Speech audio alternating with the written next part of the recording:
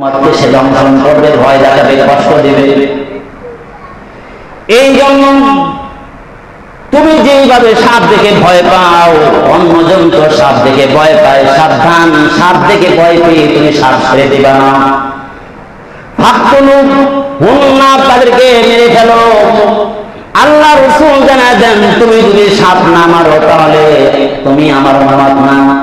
কারণ হলে সাপটা যদি ছেড়ে দাও তাহলে আমার অন্য উম্মতদেরকে এসে কষ্ট দেবে, সাপে কষ্ট দেবে। এই জন্য সাপকে মারার জন্য বলছে। এখন যদি আমরা মুসলমান আর একজন মুসলমানদের কষ্ট দিই তাহলে কি অবস্থা? তাহলে এটা কত ভয়ানক যে একজন মুসলমানকে কষ্ট দেওয়া যাবে না, কষ্টের কারণ হওয়া যাবে না। হাতের মাধ্যমে, জবানের মাধ্যমে কাউকে হত্যা করা যাবে না, কষ্ট দেওয়া যাবে না।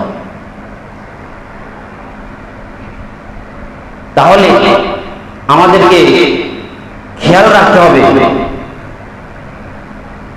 যে আমাদের বাড়ির আশেপাশে যে আঙ্গিনায় আমরা অনেক সাপ দেখতে পাই। আমরা এই খেয়াল দিয়ে কথাগুলো, আজকের কথাগুলো খেয়াল দিয়ে শুনি, মনোযোগ দিয়ে আজকের কথাগুলো শুনি।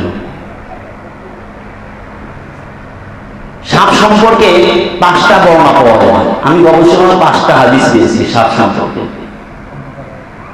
তিরমিজির একটা হাদিস পেয়েছি এবং আবু দাউদের 4টি হাদিস পেয়েছি এই সাপ সম্পর্ক। আমরা অনেক সময় বাড়ির আশেপাশে অনেক সাপ, বাড়ির আশেপাশে পরিষ্কার করতে গিয়ে, জঙ্গল পরিষ্কার করতে গিয়ে আমরা অনেক সাপ পাই কি পাই না? অনেক সাপ। এই জন্য বাড়ির আশেপাশে পরিষ্কার করতে গিয়ে আমরা যদি সাপ পাই তাহলে কি করবো? কি করবো? এটা একটা নিয়ম আছে, হয়তো আপনারা এটা জানেন না। ঘরে কোনো সাপ যদি পাওয়া যায়, মান ওয়াজাদতুম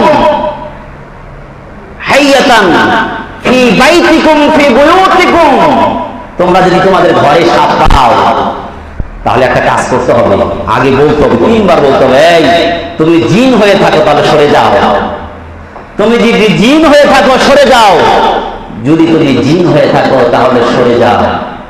এই 3বার বলার পরে যদি না সরে তাহলে তাকে হত্যা করে দেয়।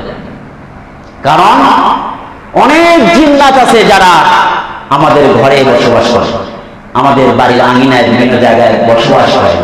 এরা বেশিরভাগই অনেক ক্ষেত্রে সাপের রূপ ধারণ করে। আমরা একটা কথা মনে করি, এই ওয়াক্যটা বলেই ফেলি। গালেবানি এই ওয়াক্যটা আছে, হাইওয়াতুল হাইওয়ান একটা কিতাব আছে, বিশাল বড়, অর্থাৎ প্রাণী জগৎ নিয়ে এই কিতাবটার মধ্যে লেখা আছে। আল্লামা গানি রহমাতুল্লাহ আলাইহি এই ওয়াক্যটা ওই কিতাবের মধ্যে উল্লেখ করেছেন। একজন জনৈক বুজুর্গ ছিলেন, তার নাম ছিল ইব্রাহিম রহমাতুল্লাহ আলাইহি। এই ইব্রাহিম রহমাতুল্লাহ আলাইহি তিনি বলেন, আমি হযরত আব্দুল্লাহ ইবনে মাসউদ রাদিয়াল্লাহু তাআলা আনহু কিছু বন্ধু ছিল, সহপাঠী ছিল, তাদের সঙ্গে আমি হজ গেলাম। হযরত ইব্রাহিম বহুত বড় বুজুর্গ, তিনি ডেকে বলেন, আমি আব্দুল্লাহ ইবনে মাসউদ রাদিয়াল্লাহু তাআলা আনহুর কিছু সহপাঠীর সঙ্গে হজে রওনা করলাম। হজে যেতে, মক্কা পাওয়ার আগে পথিমধ্যে রাস্তার মধ্যে আমরা দেখতে পেলাম রাস্তার পাশে এমন ধরনের একটা সাপ। এই সাপটা এমন ধরনের রঙের কোনদিন সাপ আমরা দেখি নাই, এমন ধরনের কালারের সাপ আমরা পাই নাই। ইব্রাহিম ডেকে বলেন, ও দুনিয়ার মানুষ, এমন সাদা কালারের সাপ আমাদের নজরে জীবনে পড়ে নাই। ওই জামানার কথা বলা হইতেছে, যে জামানায় সচরাচর সব জায়গায় জঙ্গল ছিল, যেখানে সেখানে জিন বসবাস করত, যেখানে সেখানে সাপ পাওয়া যাইত। ইব্রাহিম ডেকে বলেন, আল্লাহ রাসূলের সাহাবী হযরত আব্দুল্লাহ ইবনে মাসউদ রাদিয়াল্লাহু তাআলা আনহুর সহপাঠী নিয়ে যখন হজে রওনা করলাম, রাস্তার মধ্যে একটা এমন সুন্দর সাপ দেখতে পেলাম যেটা জীবনে কোনোদিন দেখি নাই। তার রংটা অত্যন্ত চমৎকার। যত কাছে যায় সাপটা দেখতে ততই ভালো লাগে। শুধু তাই না, সাপের গা থেকে এমন একটা চমৎকার সুঘ্রাণ বের হচ্ছে, যেই সুঘ্রাণ আমরা কোনদিন অন্য কোথাও পাই নাই। ইব্রাহিম ডেকে বলেন, আমরা যত কাছে যাই, সাপের যত কাছে নিকটবর্তী হই, সাপটার তত ঘ্রাণ আমরা পাইতে লাগলাম। কিন্তু একটু অদূর থেকে দেখতে পাইলাম সাপটা যেন যন্ত্রণায় ছটফট ছটফট করতেছে। ইব্রাহিম ডেকে বলে, আমরা ভালো করে লক্ষ্য করলাম সাপটা কষ্টের তাড়নায় যন্ত্রণায় ছটফট ছটফট করছে। কিছুক্ষণ না যাইতে সাপটা একদম দুনিয়া থেকে বিদায় নিয়ে নিল, মারা গেল। আমি কাছে গেলাম, অগ্রসর হইলাম। কাছে গিয়ে এমন মেশক আম্বরের ঘ্রাণ পাইলাম, এমন আম্বর মেশক আম্বরের ঘ্রাণ আমার জীবনে কোনো সাপ থেকে পাই নাই। এই সাপটা দেখে অনেক ভালো লাগলো, আমার দয়া হইল, মোহাব্বত লাগলো, ভালো লাগলো। সাপটাকে রাস্তায় ছেড়ে যেতে আমার মনে চায় না। ইব্রাহিম ডেকে বলে, আমি আমার কাছের রাখা একটা কাপড় বের করলাম, আমার ছেলে একদিকে কাপড় বের কইরা জীবনে যা করিনি আজকে তাই করার জন্য অগ্রসর হয়ে গেলাম।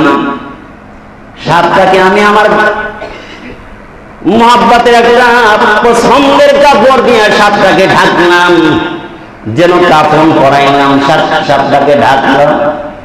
সাপটার প্রতি এমন একটা মোহাব্বত আর ভক্তি শ্রদ্ধা চলে আসলো, বলে এমন সাপ তো কোনোদিন দেখি নাই, কারণ ও সাপ থেকে মেশক আম্বর ঘ্রাণ বের হয়, এমন সাপ তো আমার জীবনে দেখি নাই। এটা কোন সাপ হবে না, অন্য কিছু হবে মনে হইল। আমি আমার দামি একটা কাপড় দিয়া সাপটারে ঢাকলাম, ঢাইকাই থামতো না। আমি রাস্তার পাশে একটা গর্ত করলাম, ঠিক মুসলমানদেরকে যেইভাবে দাফন করে তেমনিভাবে আমি সাপটাকে দাফন করলাম। দাফন কইরা কাফেলার সাথে মিলাবার সামনের দিকে রওনা করলাম। সামনে রওনা করলে কিছু দূর যেতে না যেতেই বাইতুল্লাহ এখনো পাই নাই। বাইতুল্লাহ কাবাতুল্লাহ আল্লাহ তাআলার ঘর এখনো আমি পাই নাই। এমন সময় দেখতে পেলাম চারজন রমণী, চারজন পরমা সুন্দরী মহিলা সামনে চলে আসলো। চারজন এসে বলে, এই তোমাদের মধ্যে কে ওমরকে দাফন করেছো? এই কথা শুনে আমি আশ্চর্য হয়ে গেলাম। আমি বললাম, ওমর বলতে কোন ওমরে বুঝাইতেছ? মহিলা একজন ডেকে অগ্রসর হইয়া বলে, এই তোমাদের মধ্যে থেকে ওমরকে কি তোমরা দাফন করেছো? ওই যে সাপ তোমরা কি রাস্তায় পাও নাই? তোমাদের মধ্যে থেকে নিশ্চয় একজন দাফন করেছো। ওমর মানে ওই যে সাপ রাস্তায় দেখেছো, সাদা রঙের সাপ, তার গা থেকে মেশক আম্বরের ঘ্রাণ বের হয়েছিল, ওর নাম তো ওমর। ইব্রাহিম বলে, আমি আশ্চর্য হয়ে গেলাম, তার নাম ওমর হয় কেমনি? মহিলা কেউ চিনি না। মহিলা ডেকে বলে, জানো না, ও তো সাপ না, ও তো জিন, ও তো জিন। শুধু তাই নয়, এমন একটা জিন জীবনে কোনোদিন সে তাহাজ্জুদ কাজা করে নাই, কোনোদিন রোজা ছাড়ে নাই, এমন একটা জিন। শুধু কি তাই তোমরা জানো না, আল্লাহর নবী বিশ্ব নবী রাহমাতাল লিল আলামিন এই দুনিয়ায় আসার 400 বছর আগে এই দিনটার জন্ম। যেই দিন আমার নবী প্যারা নবী হাবিবে কিবরিয়া মুহাম্মদ আরবি সাল্লাল্লাহু আলাইহি ওয়াসাল্লামের গুণাবলী শুনেছেন, আমার নবীর গুণাবলী শুনেছেন, ওই দিনই এই জিন ওমর নামক জিনটা মুসলমান হয়ে গেছে। সুবহানাল্লাহ। জিনরা মুসলমান হয় না? ওয়ামা খালাকুতুল জিন্না ওয়াল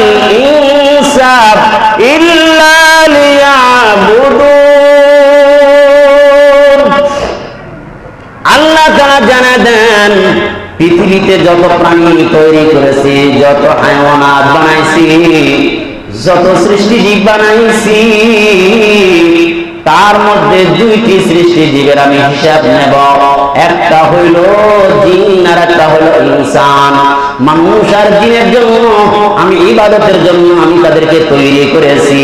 আর পৃথিবীতে যত প্রাণী বানাইছি, এমনকি ফেরেশতা অপেক্ষা, জিন অপেক্ষা মানুষদেরকে আমি দামি করে বানাইছি।